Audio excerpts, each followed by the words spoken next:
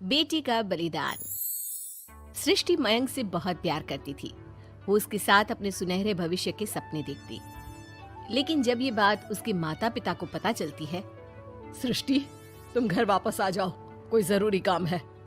पर माँ, कल मेरा ऑफिस है, मुझे छुट्टियों के लिए अप्लाई करना होगा। नहीं नहीं, इतना वक्त नहीं है, बस तुम आ जाओ जल्दी से।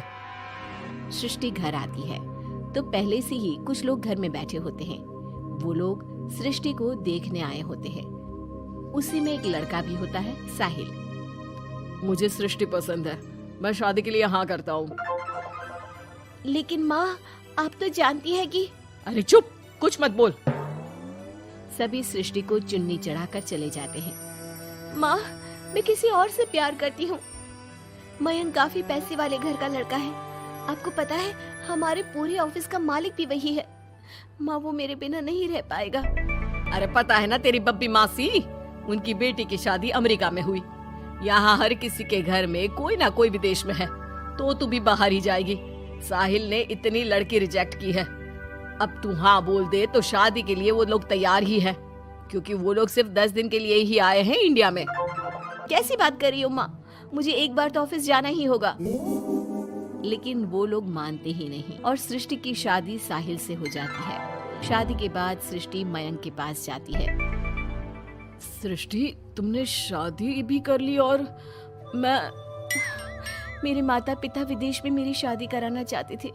मैंने काफी समझाने की कोशिश की, लेकिन मेरे भाई और पापा नहीं माने। I am sorry Mayank.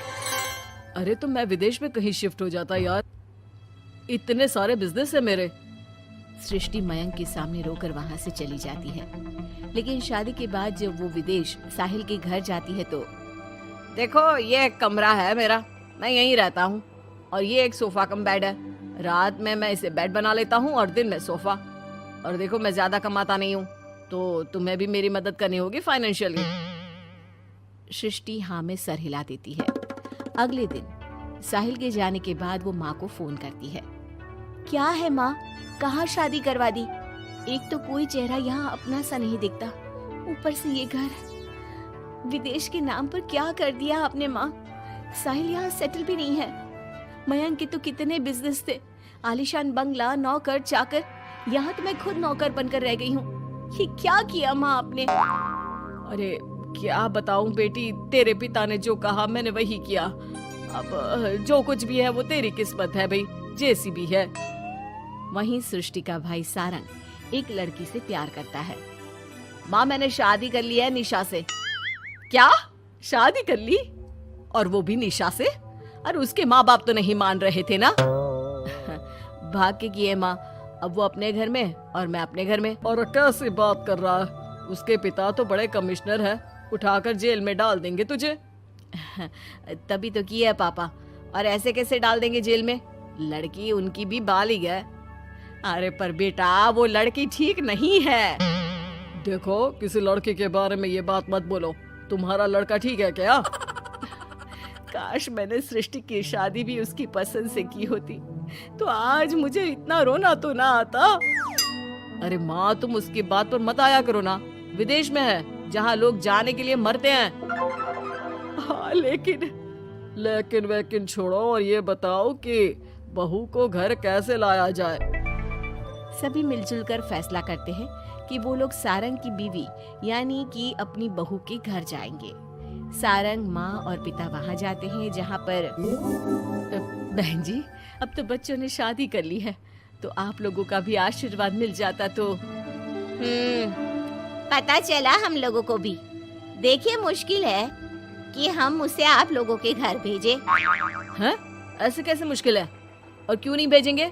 बीवी है वो मेरी, भेजना तो पड़ेगा ही। लड़के को बहला फुसला कर भगाने के आरोप में अंदर कर दे क्या? अरे देखिए साहब, इतना कानून तो हमें भी आता है। आपकी लड़की कोई नाबालिग नहीं है। तभी वहाँ निशा आ जाती है। रुकिए मम्मी पापा, सारंग में कोई कमी नहीं है। हम लोग इसे कोई बिजनेस खुलवा देंगे ना। देखो, एक बात बता देती हूँ, मुझे तुम्हारे घर नहीं जाना। अरे ऐसी कैसी बात कर रही हो? हम लोगों ने शादी की है, पति पत्नी है हम दोनों, और क्यों नहीं जाना? तो फिर शादी क्यों की? शादी इसलिए की क्योंकि तुम मुझे अच्छे लगे, लेकिन इतना बड़ा घर शान और शौकत छोड़कर तुम्हारे साथ आने के लिए मैं रेडी नहीं हूँ। एक तो तुम्हारा घर जिस मोहल्ले में है वो मोहल्ला बहुत खराब है, वहीं से शायद हमारी काम वाली भी आती है ना माँ? हाँ हाँ, इन्हीं लोगों के पीछे वाली गली से आती है कमला। देखो सारंग, पापा हम लोगों को आराम से पॉश कॉलोनी में फ्लैट दिला देंगे, काम भी शुरू करवा देंगे, तो तुम हम लोगों के साथ रहो। रही बात माँ पापा की तुम्हारे, तो रोका किसने है? साल में होली दिवाली मनाने हम जाया करेंगे ना उनके घर। सारंग अपने माँ पापा से कहता है, माँ मुझे निशा की बात ठीक लग रही है, वैसे भी आप लोगों के साथ तो पूरी लाइफ स्ट्रगल ही करता रहूंगा। अरे कैसी बात कर रहे हो सारंग, हम लोग यहाँ बहू लेने आए थे, बेटा देने नहीं। अब देखिए जो होना था वो तो हो गया, अब तो आप सारंग को यहीं छोड़ दीजिए और विदाई लीजिए। हाँ हाँ माँ, मैं अब यहीं रहूंगा, आप लोग जाओ, मैं अब उस मोहल्ले में नहीं आने वाला।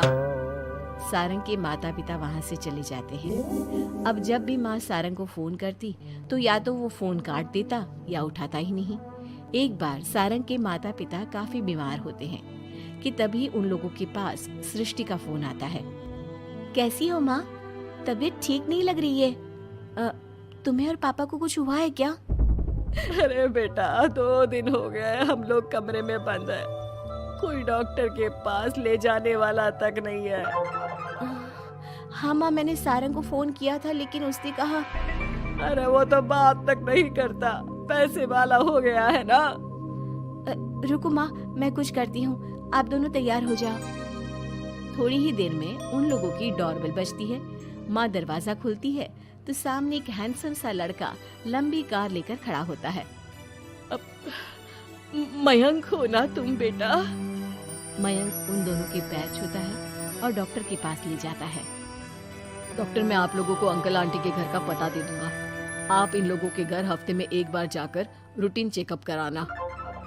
जी जी मयंक जी, जैसा आप कहें, आखिर ये अस्पताल आप ही का तो है।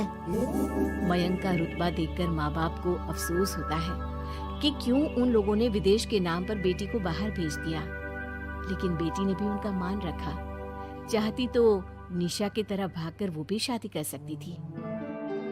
क्या सोच रहे हैं आप लोग? चलिए मैं आप लोगों को घर छोड़ देता हूँ। और हाँ, मैं और सृष्टि आज भी अच्छे दोस्त हैं, तो आप लोगों को कोई भी समस्या हो तो फोन कर दीजिएगा।